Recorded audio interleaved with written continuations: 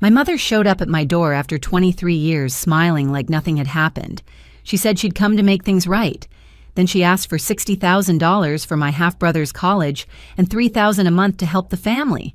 I just stood there watching the woman who left me and Dad scrape by now, calculating my worth like a paycheck. I shut the door that night, but that was only round one.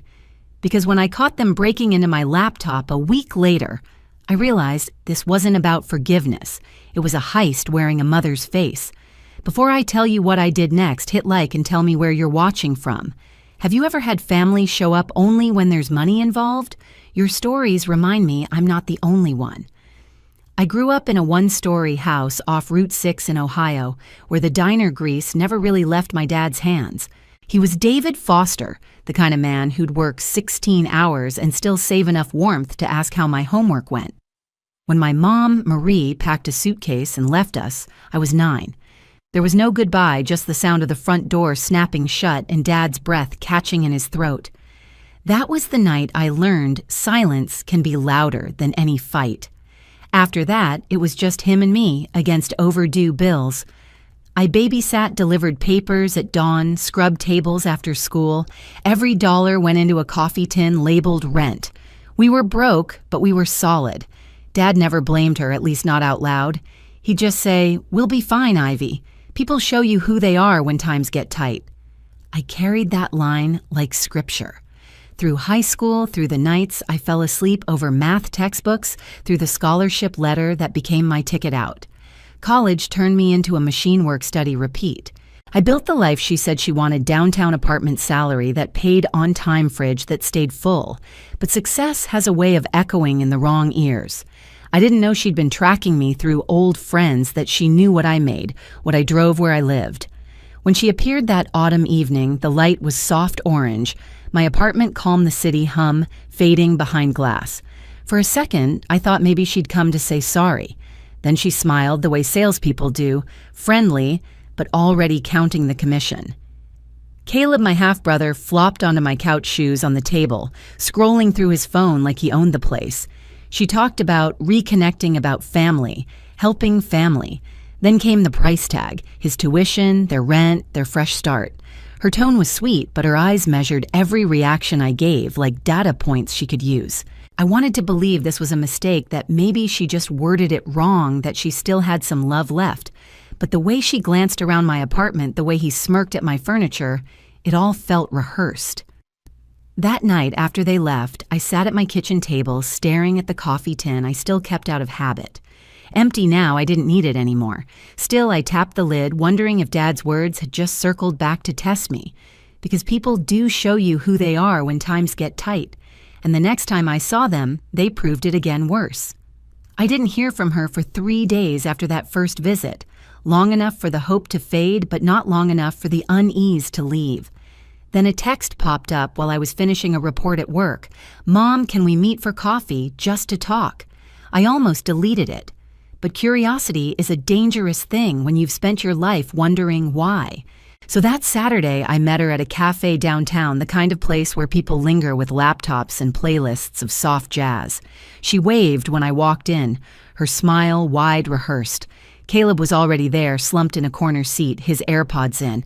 I sat across from them, keeping my coat on my bag still zipped. Mom reached for my hand. "Ivy, I missed you so much. I've wanted to explain everything for years." Her voice trembled just enough to sound sincere. I didn't move. Then explain. She launched into a story about how Dad had kept me from her, how he'd changed numbers, moved towns, made sure she couldn't reach me. Her words spilled fast, too polished to be spontaneous.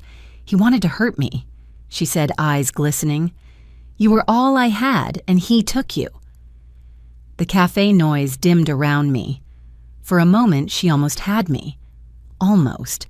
But then I remembered the nights Dad came home covered in diner grease, sitting at the table, too tired to eat, still waiting for her call that never came. "You know that's not true," I said quietly. She blinked, the act slipping. "You think your father's a saint? He's a failure, Ivy. He couldn't give you what you deserved."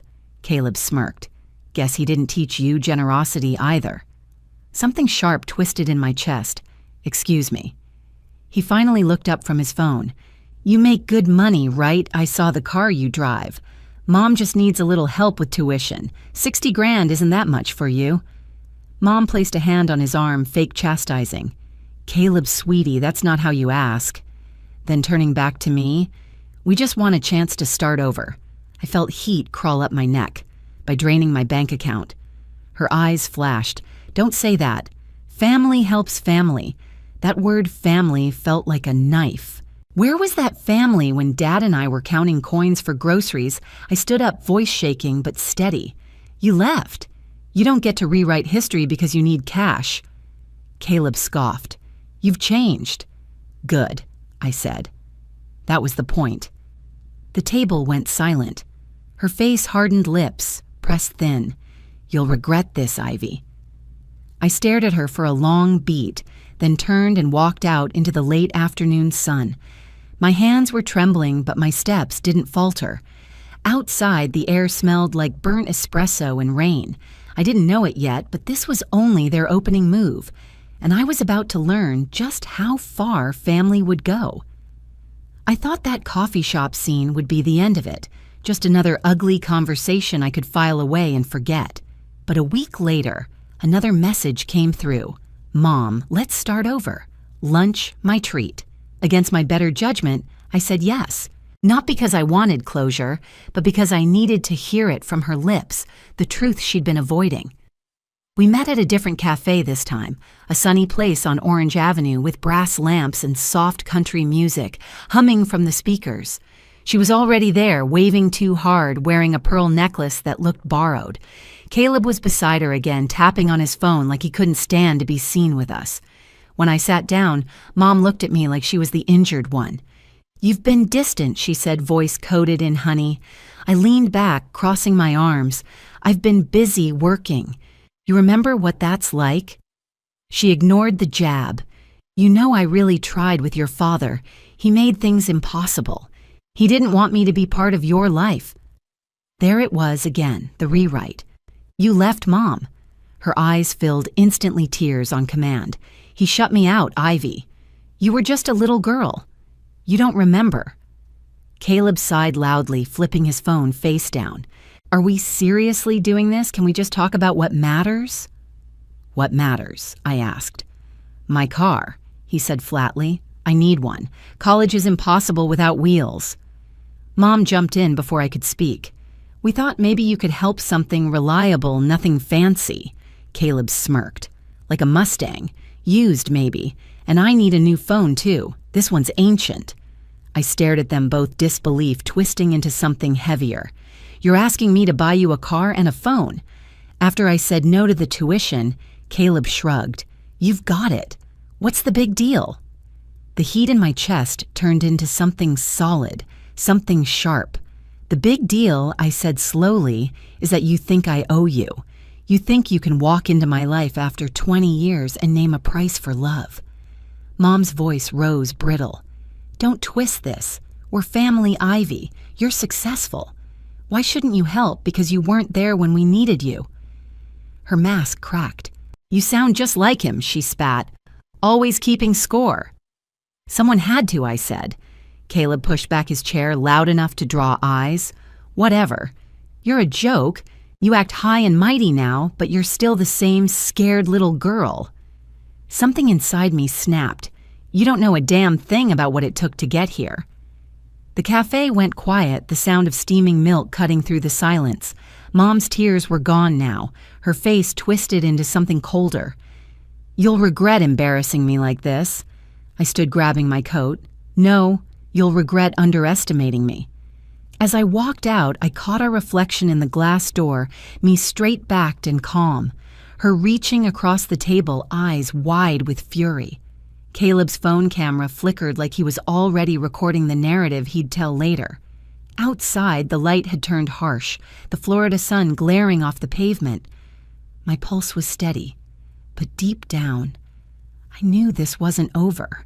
They'd come to take what they thought they deserved. Next time, they'd try to steal it. 2 nights later, I was finishing a late project when the buzzer on my apartment rang. It was past 9. I almost didn't answer, but then her voice came through the speaker, sweet, shaky, pretending. "Ivy, honey, can we come up just for a minute? My stomach sank. I cracked the door open, and there they were again. Mom clutching her purse like a prop, Caleb hovering behind her with that same half-bored expression. My better judgment screamed no, but I let them in. Maybe it was habit, or maybe I still wanted to believe she wouldn't cross another line. She sat down, looking around like she was taking inventory. "You've done so well for yourself," she said. "Dad would be proud." The way she said Dad made my skin crawl. She hadn't earned that word in decades. Caleb dropped onto the couch, kicked his sneakers off on my rug, and started scrolling through his phone. "Nice place," he muttered. "Kinda small, though." I stayed standing, arms crossed. "What do you want?" Mom blinked, all soft innocence. "We just came to talk. It feels good to be together again, doesn't it?" I didn't answer. She sighed dramatically. "I know you think badly of me, but I just want to make things right. Caleb's struggling, and I hate watching him go through what we did." I almost laughed. "We didn't go through anything together, Mom. You left." Something flickered in her eyes. "I had to survive Ivy. You don't understand." Before I could respond, I noticed Caleb had moved from the couch to my desk. My laptop screen glowed. He was typing. "What are you doing?" My voice cut through the room. He turned, smirking. "Relax. Just checking your setup. You've got some security stuff, right?" Two-factor whatever. I crossed the room in 3 strides and slammed the laptop shut. "Get away from that." Mom stood, her voice sharpening. "Don't be dramatic. He's just curious." I flipped open the lid long enough to see my bank portal glowing on the screen. My pulse pounded in my ears, curious about what my savings account. Her tone turned cold. "You've got so much, Ivy. Why hide it? We're family." I stared at her, really seeing her for the first time, not as the woman who'd left, but as someone who'd weaponized motherhood to take whatever she wanted. Then something clicked. Dad's email, the one he used for everything, including my old scholarship forms. I opened the app, unread messages from her address forwarding my income details. My blood ran cold. "You hacked Dad's email," I said quietly. She didn't deny it. "He's careless. I needed to know how you were doing." Caleb snorted. "You should thank her for checking up on you." My voice came out, low, steady. "You violated his trust, and mine." Mom's mask finally slipped. "Your father was a failure, Ivy. He kept you small. I'm the reason you're strong." That did it. I picked up my phone. "You broke into my accounts. You hacked my father. You don't leave, now I call the police." Her face twisted. "You'd call the cops on your own mother." I held her stare. "On anyone who crosses the line." Caleb scoffed. "Chill. It's not that serious." But the look in my eyes must have told him it was. They left in silence, the door slamming hard enough to rattle the picture frames. My hands were shaking when I turned the deadbolt. The screen still showed failed login attempts time-stamped minutes apart. She'd already tried again. For the first time in my life, I didn't feel like that abandoned little girl. I felt something colder, sharper clarity. They wanted a war. They just started one. I didn't sleep that night. I sat at my desk with the laptop open, scrolling through the digital footprints they'd left behind. Failed login attempts, password resets, forwarded emails from Dad's account. It wasn't just a family betrayal anymore, it was data. And data leaves a trail. By morning, I had screenshots, timestamps, IP addresses, everything I needed. That's when I called Mark Sullivan, a lawyer. A friend at work had once recommended, just in case life got messy. Mark didn't waste words. After I finished explaining, he said quietly, "This is criminal access and financial intent. We'll build a case." It felt strange to hand him a flash drive instead of a story of heartbreak, but maybe that was the point. For the first time, emotion wasn't my weapon, evidence was. When I called Dad to tell him, his voice broke. "She used my email," he whispered. "After all these years, she did," I said. "But not anymore." He sighed, the kind of sound that comes from decades of disappointment. "Do what you need to, Ivy. I trust you." 2 weeks later, I was standing in the courthouse hallway, fluorescent lights buzzing above me, clutching a file with my name on it. Across from me, Mark flipped through papers with the calm of someone who's seen every kind of human greed. The hearing was short. The judge reviewed the documentation, her brows tightening.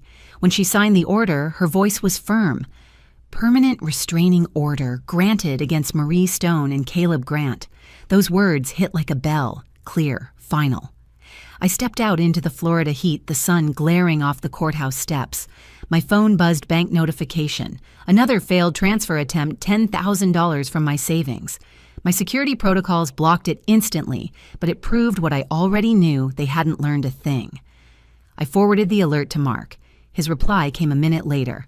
They just handed you proof of violation. We'll file for charges. For the first time in weeks, I smiled. Not out of revenge, but relief. I'd drawn the line, and this time I had the law standing behind it. A month later, word spread through our extended family.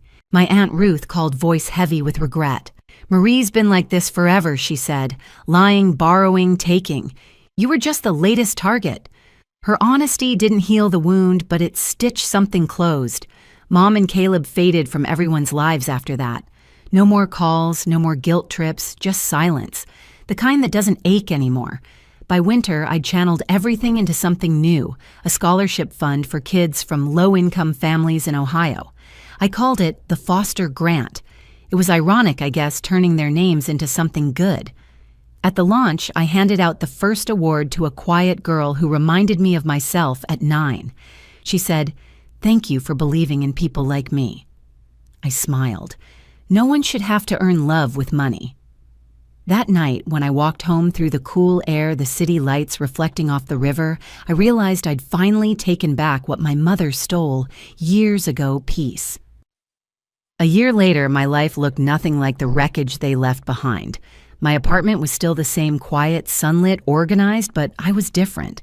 I'd stopped checking my phone expecting chaos. I'd stopped waiting for apologies that would never come. Dad came to visit that spring. He stood in my kitchen drinking coffee from the mug I'd bought him years ago, the one that said, "World's Most Stubborn Man." He laughed when he saw it, his eyes soft. Guess the apple didn't fall far. He wasn't wrong. I'd inherited his grit, his calm under fire. The things Mom once called weaknesses had saved me. The charity was thriving. Every month I got letters from students in Ohio thanking me for the chance to chase something bigger. One night, I opened a new email subject line. "You changed my life." It was from a teenage girl who'd used her scholarship to study data science. "I want to be like you," she wrote. "Independent, unafraid, and kind, but not stupid kind." I laughed out loud. She got it. I used to think revenge meant hurting the people who hurt you. But now I know it's simpler. The real revenge is peace, the kind they can't touch, can't steal, can't fake. If you've ever had family show up only when they smell success, I want you to hear this. You don't owe them your silence, your guilt, or your savings. You only owe yourself freedom. Tell me where you're listening from and if you've ever had to draw your own line. And if this story hit home, hit subscribe. There's more where this came from.